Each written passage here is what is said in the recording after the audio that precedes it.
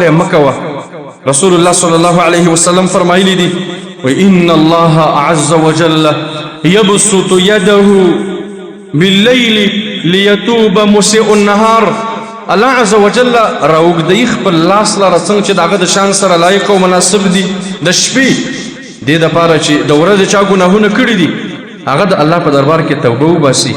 ويبسط يده بالنهار الله عز وجل د ورځې خپل لاس راوږدی ليتوب مسيء الليل دې دپاره چې د شپې چا ګناه کړي ده هغه الله ته توبه وباسي والله توبه قبلوي. وحتى تطلع الشمس من مغربها تر دې چې لمر د مغرب راوخیږي. بیا الله عز وجل د توبې دروازه د مخلوق په وړاندې باندې بنده کړي که بیا انسان توبې وباسي او الله عز وجل ته راګرځي نو رب العالمین دغه راګرځېدل نه قبلوي. رب العالمین بیا دغه توبه نه قبلوي. موږ د دغې فرصت او د دغې وقت نه او د دغې موسم نه چېرته ای مؤمنانو راځئ چې د ورځې الله ته توبه وباسو. راځئ چې د شپې رب العالمین ته توبه وباسو مخکې د دې نه چې د توبې دروازه به زموږ په وړاندې باندې بنده شي. که لمر د مغرب نه زما او ستا په ژوند کې راونخته شاید مرګی را باندې راشي او زموږ روحونه مریو ته ورسیږي بیا به توبې ډېرې وباسو چغې به وو چې زه توبه وباسم بیا به ګناهونه نه کوم. ورسول الله صلی الله علیه وسلم فرمایلی دي ان الله يقبل توبة العبد ما لم يغرغر. الله عز وجل د بنده توبه قبلوي تر څو چې د روح مرۍ ته نه وي رسېدلی. کله چې د بنده روح مرۍ ته ورسېد او په ده باندې مرګی را روان شه او آثار د مرګي په ده باندې ښکاره شو بیا به توبه وباسي رب العالمین ته. ولې دغه توبه به رب العالمین د ده نه قبلوي. نن موږ سره وقت دی نن راته الله عز وجل موقع په لاس باندې را کړې ده.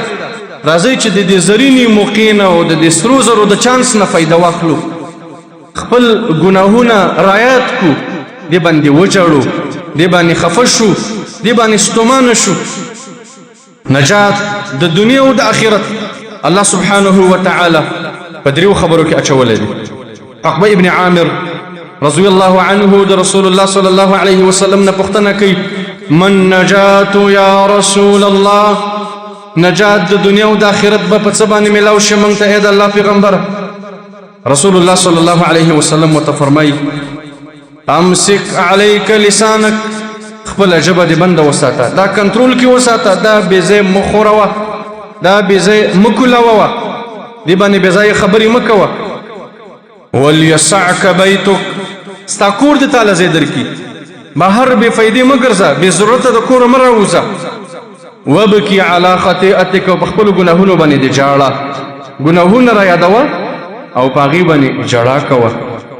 موږ او تاسې دومره ګناهونه لرو یو خپلې مخې ته نیسو او په هغې باندې ژړا کوو 24 ګنټې به زموږ په ژړا کې تېرې شي بیا به موږ باقي وقت به را سره د ژړا نه وي. موږ دومره ګناهونه کړي دي داسې نافرماني د الله عز وجل به نه چې زمونږ په وجود کې یو ځل دوه ځل درې ځل هغه موجود شوي نه وي هغه موږ کړي نه وي موږ د هغې مرتکبین جوړ شوي نه وي. داسې نافرماني د الله عز وجل موږ او تاسې پریښې نه ده چې موږ او تاسې پې الله عز وجل ناراضه کړی نه وي موږ او تاسې پې د الله عز وجل غضب ځان طرف ته راړولی نه وي.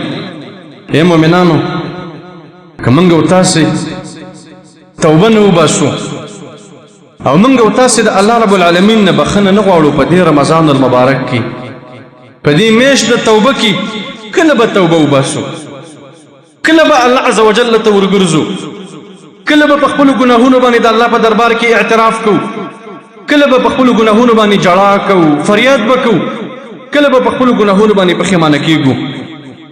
هغه څوک چې په دې میاشت کې هغه ته مغفرت ونه شو نو هغه ډېر هلاک انسان دی ډېر ابعد انسان دی او ډېر محرومه انسان دی.